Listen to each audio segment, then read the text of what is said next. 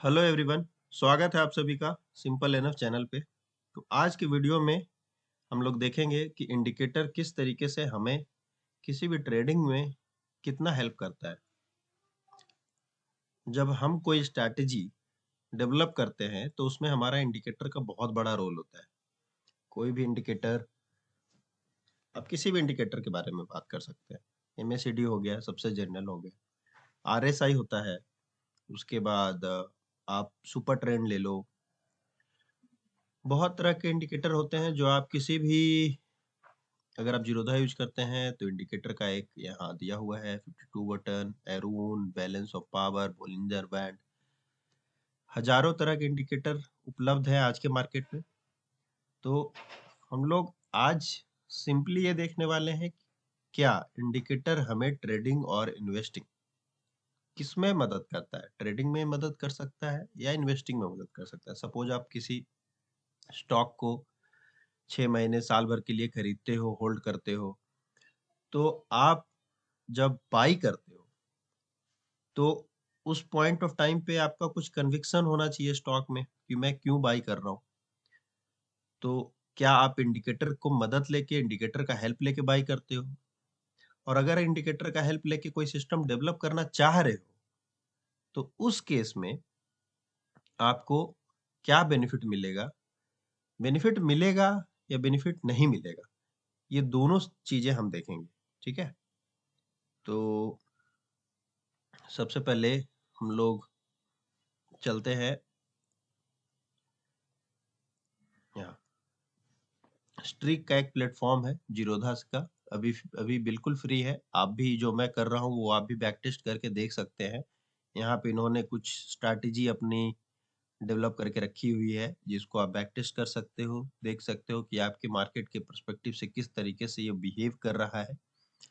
मैं सिंपली एक स्ट्रैटेजी आपको दिखाने के लिए बनाया था। अभी फिलहाल मैं इस सबको डिलीट कर देता हूँ, मैं फिर से शुरू से शुरुआत करूंगा। ठीक है, ताकि आप लोग स्टेप बाय स्टेप इसको समझ सको। ठीक है। तो फर्स्ट केस में हम लोग क्या करने जा रहे हैं? फर्स्ट केस में हम लोग ये करेंगे कि बिना स्ट्रैटेजी के, बिना इंडिकेटर के, अगर हम निफ्टी 50 के स्टॉक में अगर इन्वेस्ट करते तो हमें क्या बेनिफिट मिलता over a period of time. और समय हम लोग किस तरह से डिसाइड करने वाले हैं? समय हम लोग डिसाइड करेंगे जब मार्केट कोरोना के बाद का पीरियड कर लेंगे हम लोग। ठीक है। तो ऑलमोस्ट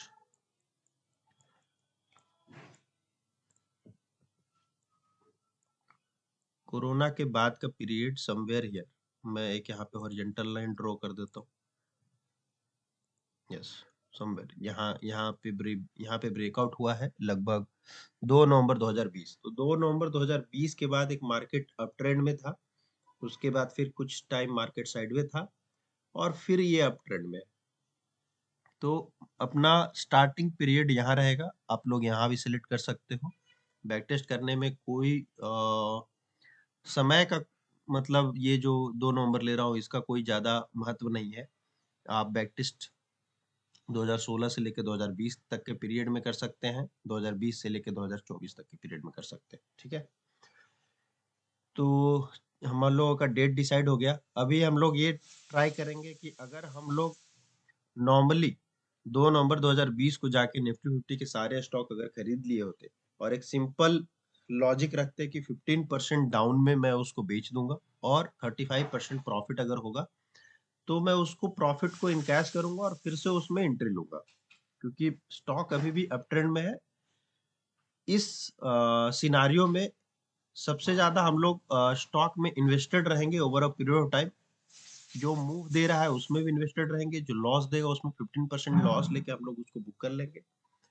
और इससे मिमिक करना चाह रहे हैं कि अगर हम इस पॉइंट ऑफ टाइम पे स्टॉक को अगर बाई करते और इस पॉइंट ऑफ टाइम पे अगर हम सारे स्टॉक को सेल करते तो मुझे क्या बेनिफिट या क्या प्रॉफिट होता। तो इसके लिए मैं एक सिंपल सा कंडीशन डालता हूँ जो हर सिचुएशन में ट्रू होगा। ठीक है। तो जैसे कि मैं लिख रहा हूँ कि क्लोज ग्रेटर देन नंबर 5।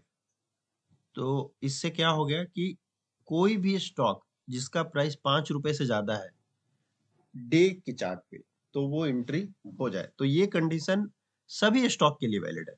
इसका मतलब क्या है कि मैं इर्रिस्पेक्टिव ऑफ द मार्केट, मैं जिस डेट में मैं सेलेक्ट कर रहा हूँ 2 नवंबर से लेके 2024 तक, इस डेट में मुझे वो सारे स्टॉक बाय करना है इर्रिस्पेक्टिव ऑफ क्या उसमें अप जा रहा है, क्या डाउन जा रहा है, उससे हम मुझे कोई मतलब नहीं है। ये वैसे इन्वेस्टर हैं जिनको ज़्यादा टेक्निकल एनालिसिस के बारे में जानकारी नहीं है, या वो इन्वेस्टर जो स्टॉक मार्केट में सिर्फ आते हैं और अपना स्टॉक बाई करते हैं और ज़्यादा अपना दिमाग नहीं लगाते हैं। ठीक है? तो इस केस में कायदे से रिजल्ट हमें कम मिलना चाहिए, क्योंकि यहाँ पे कोई लॉजिक नहीं है।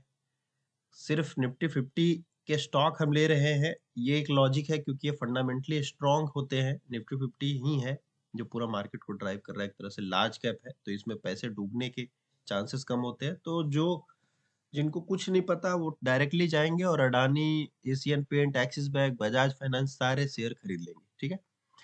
अब ऐसे सिचुएशंस में मैं जब इसको बैक टेस्ट करता हूँ, मैं देखता हूँ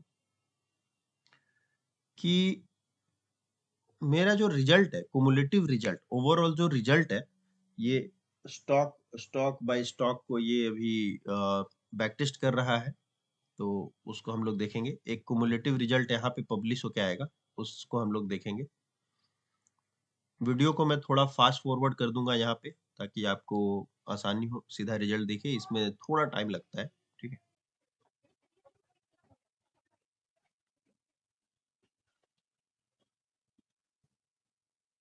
तो हमारा कुमुलेटिव रिजल्ट हमारे पास पब्लिश हो चुका है। अभी आप इसको देख सकते हैं।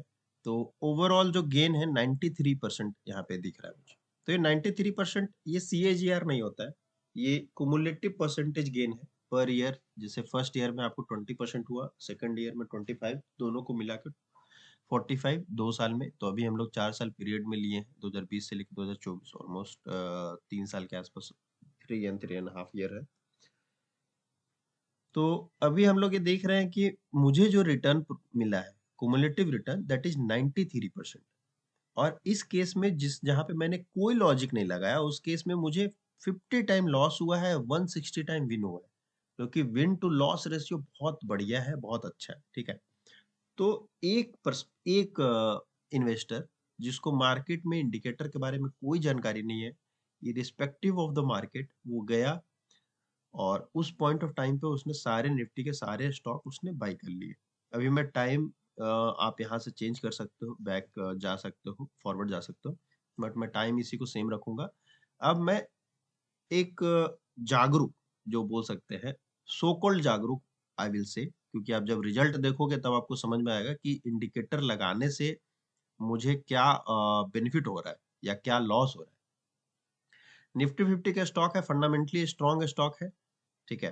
तो एक बार आपने बास्केट क्रिएट कर लिया, आपको लगा कि मुझे निफ्टी 50 के स्टॉक में ही इन्वेस्टमेंट करना है, एंड विथ माय स्ट्रेटेजी, कि जैसे मैं EMI के स्ट्रेटेजी मतलब पिक कर लूंगा कि 21 डे का EMI 51 डे के EMI को क्रॉस ओवर करता है तो मैं बाई करूंगा। उस समय मुझे स्टॉक जो है वो थोड़ा discounted price, you can say that discounted, if you want to say discounted तो भी वो भी सही है। So I'll choose this EMA crossover and I'll change this 21 and 51. Okay, and go to the day chart. Okay, तो अब आप यहाँ पे देख रहे हैं कि जैसे क्रॉसओवर होता है जहाँ पे, वहां पे यहाँ पे क्रॉसओवर हो रहा है, उसके बाद एक रैली आ रही है। ठीक है? तो जब यहाँ पे क्रॉसओवर हो रहा है तो आप यहाँ पे बाई ना करके आप यहाँ पे बाई कर रहे हो। ठीक है? तो इस केस में क्या हो रहा है कि आपको प्राइस ना डिस्काउंटेड मिल रहा है। जैसे आप क्रॉसओवर यहाँ हो रहा है, तो आप यहाँ ना बाई करके आप यहाँ बाय कर रहे हो। ठीक है? तो ये में क्या होता है कि नॉर्मली जब ये में का क्रॉसओवर होता है तो वो हम नीचे बाई करते हैं, और हमारा स्टॉक मार्केट में तो हमेशा रहता है कि कम पे आप खरीदो और हमेशा हाई पे सेल करो उसको। स्टॉक मार्केट का मेन ही फंडा है, कम में कम से कम में खरीदना है, ज्यादा से ज्यादा में बेचना है, तभी आपको प्रॉफिट होगा। तो ये मैं एक स्ट्रैटेजी अपन इसमें बैक टेस्ट करेंगे। ये पहले में हम लोग इसका है, इसका रिजल्ट मैं कहीं पे इधर नोट करके फिक्स कर दूंगा, जो चेंज नहीं होगा, ठीक है। तो now I will change my strategy and put some condition here, right. तो आई डिलीट दिस, चेंज ये में क्रॉस ओवर ये में।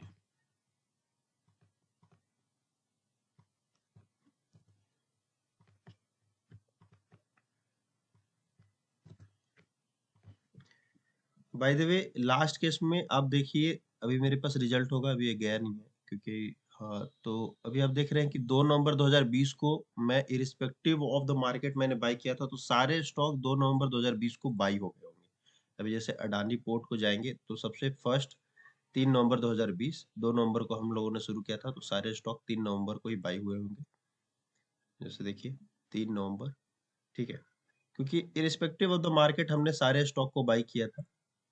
ब्रिटानिया 3 नवंबर फर्स्ट ट्रेड, ओके।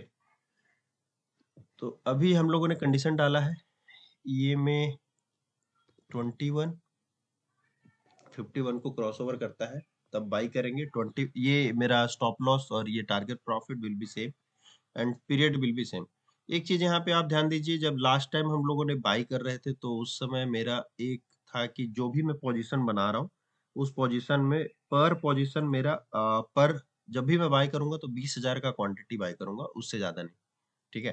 तो आप नॉर्मली इसको जब देखिएगा कोल इंडिया में, तो फर्स्ट टाइम जब इसका प्राइस चल रहा था 100 रुपए, तो उस समय मैंने 197 क्वांटिटीज ने बाई किया। जैसे जैसे इसका प्राइस बढ़ते जाएगा वैसे वैसे क्वांटिटी को रिड्यूस करते जाएगा, ठीक है। तो पर लॉट मेरा 20,000। तो ये सारी चीजें स्टैंडर्ड है कि जब भी मैं कोई भी स्टॉक बाई करूंगा तो 20,000 का बाई करूंगा, उसमें जितने नंबर ऑफ शेयर मुझे मिलेंगे वो सब मिलेंगे। इससे क्या होता है कि सारे स्टॉक को मैं इक्वल वेटेज दे रहा हूँ, ठीक है। और उसमें क्या है, एक ट्रेडिंग सिस्टम बनाने में हमें आसान होता है, ठीक है। तो अभी अपन फिर इस कंडीशन को बैक टेस्ट करते हैं और देखते हैं क्या 93% का रिटर्न आएगा या उससे ज्यादा आएगा। और ये दोनों बैक टेस्ट जो रिजल्ट आएगा, ये दोनों को मैं नॉर्मली निफ्टी 50 में उस पीरियड में क्या गेन आया है उससे उससे कंपेयर करेंगे, ठीक है ना। तो अभी मैं बैक टेस्ट को रन कर दिया हूँ, it will take some time. मैं वीडियो को फास्ट फॉरवर्ड थोड़ा करूंगा यहाँ पे, ठीक है, ताकि आप लोगों को इजी हो।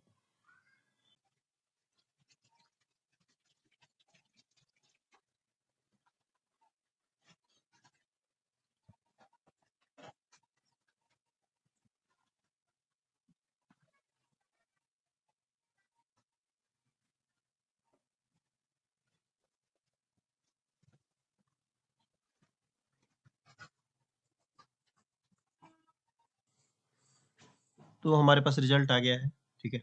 तो अभी हम लोग इसको चेक देखते हैं कि जब हम लोगों ने इसमें एक स्ट्रैटेजी लगाई, एक बाई लो, एक ट्राई किया हमने उसको कि हम किसी भी स्टॉक को अ, उसके लो प्राइस पे खरीदें। उस केस में मुझे 70 ट्रेड में प्रॉफिट हो रहा है और 27 ट्रेड में लॉस हो रहा है, ठीक है।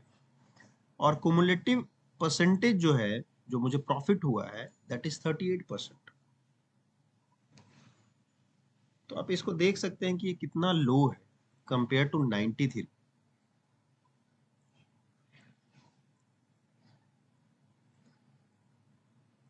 38% का प्रॉफिट हो रहा है।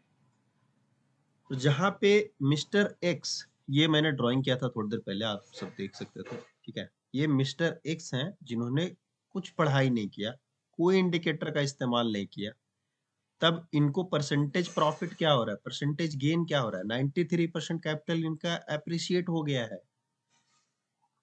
वहीं पे ये एक मिस्टर वाई हैं जो थोड़ा एनालिसिस करते हैं, मार्केट को समझने की कोशिश करते हैं, और उनको प्रॉफिट मिलता है 38%। के केडिया सर हैं, उनका गाना याद होगा, वो गाना मैं प्ले कर दूंगा यहाँ पे, ठीक है। उसका एक क्लिप, आप उसको सुनिएगा, तब आपको समझ में आ जाएगा कि मिस्टर एक्स को प्रॉफिट क्यों हो रहा है इतना ज्यादा। मिस्टर एक्स ने क्या किया, सिर्फ खरीद के छोड़ दिया। मिस्टर वाई क्या किए, उन्हें बुद्धि लगाए, अपना दिमाग लगाने की कोशिश की, मार्केट को समझने का कोशिश की, ठीक है। इस केस में गलती क्या है वो मैं आपको अगली वीडियो में बताऊंगा या फिर किसी वीडियो में बताऊंगा, बट आप लोग इसको सोचो कि ये 38% क्यों आया है। अभी हम लोग ये देखेंगे कि इस पीरियड में, सेम पीरियड में निफ्टी 50 में क्या परसेंटेज प्रॉफिट हुआ है, निफ्टी 50 में क्या परसेंटेज का प्रॉफिट हुआ है। ठीक है, तो I will delete this, go to the weekly chart, it will be easy. Weekly chart पे जाके देखेंगे तो हमें आसान होगा परसेंटेज गेन को यहाँ पे निकालने में। ठीक है,